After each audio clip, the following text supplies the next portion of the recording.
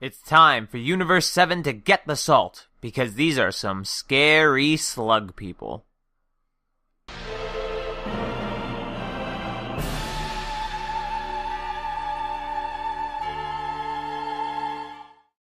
Recently in Dragon Ball Super, we have been introduced to the remaining 2 members of the Universe 6 team, and they were revealed to be Namekians. For any of you who were surprised by this, I have to ask why.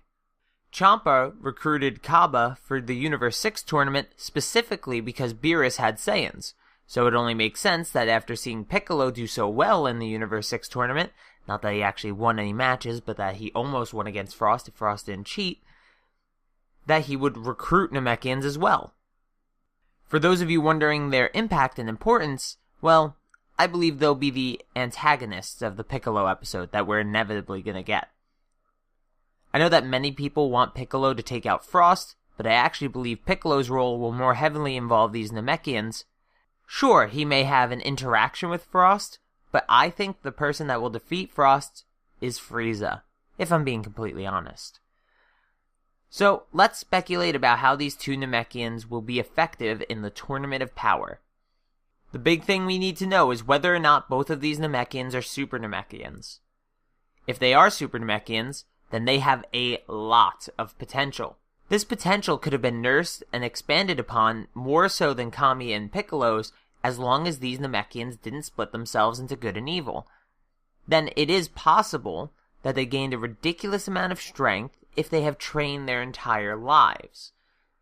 Even still, it can be hard to believe that they're on Piccolo's level, who has had to prepare for countless threats and has surpassed them all, minus Beerus, after the fact. For those who don't believe me, remember, Piccolo went toe-to-toe with Gohan during their training, and, while I don't believe he is Ultimate Gohan level, he is at least above Buu Saga level.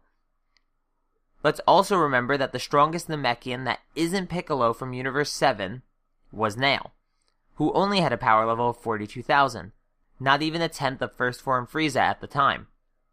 So, some people may say that because Nail was weak, that makes it clear that these 2 Namekians are weak, but that's not necessarily the case. Many of the Universe 7 Namekians had died before the events of the Frieza saga due to a drastic drought, and since the Namekians ingest water to survive, this did not go without casualties. So we have no idea what Namek was like during its prime, and it'd be very easy to explain that there had been no drought on the Universe 6 Namek. If there was no drought on Namek, there would have been hundreds of years for the strong Namekians to get even stronger. Then the children could be taught to fight as well, who would surpass their elders, and so on. Not to mention that Nail isn't a Super Namekian, so if these 2 are, then it should be a completely different discussion. So let's assume, for the sake of argument, these 2 are Super Namekians, which would mean their potential is around Piccolo's, which is insane in itself, but that's not their limit. From a storytelling standpoint, if they wanted to have a Piccolo versus Namekian fight, then you only need to have 1 Namekian on an opposing universe's team. So why are there 2? Well, I'm sure me repeating Nail's name in the last paragraph of this theory gave it away. These 2 Namekians will do the Forbidden Fusion technique to try and defeat Piccolo. If the boost Piccolo received from fusing with Nail was enough to give him a power level over 1 million, while he was weaker than First Form Frieza beforehand, and when he became whole again with Kami, brought him from below Super Saiyan level to equal to Android level, then it is safe to assume that 2 full-power Super Namekians fusing could be one of the biggest increases ever seen in the series. For example, if the 2 Namekians are Super Perfect Cell level, then I'd assume that their fusion would be stronger than any form of Majin Buu, since all the Buus, in the grand scheme of things, are relatively close to Super Saiyan 3 level.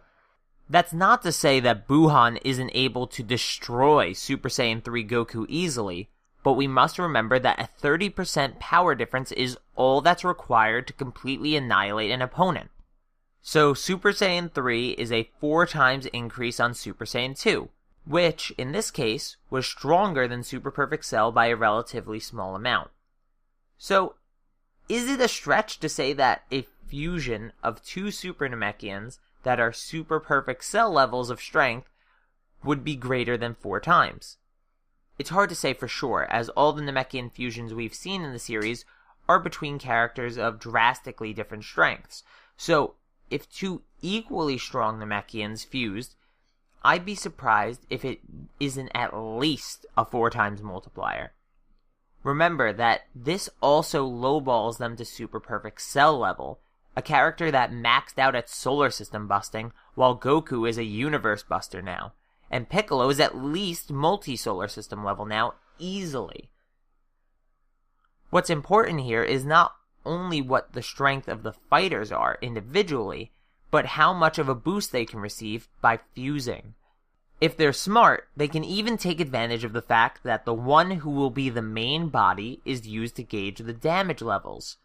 So if they discuss this beforehand, or their fight with Piccolo gets to the point that one gets critically injured, then the one that's less injured can fuse with his fallen ally and get a huge power boost, and the better of the 2 body conditions.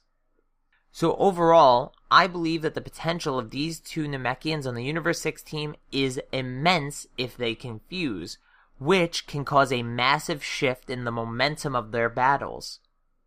But what do you guys think? Leave your opinions and counterpoints in the comments down below, and subscribe if you want more Dragon Ball videos. But for now, video outro!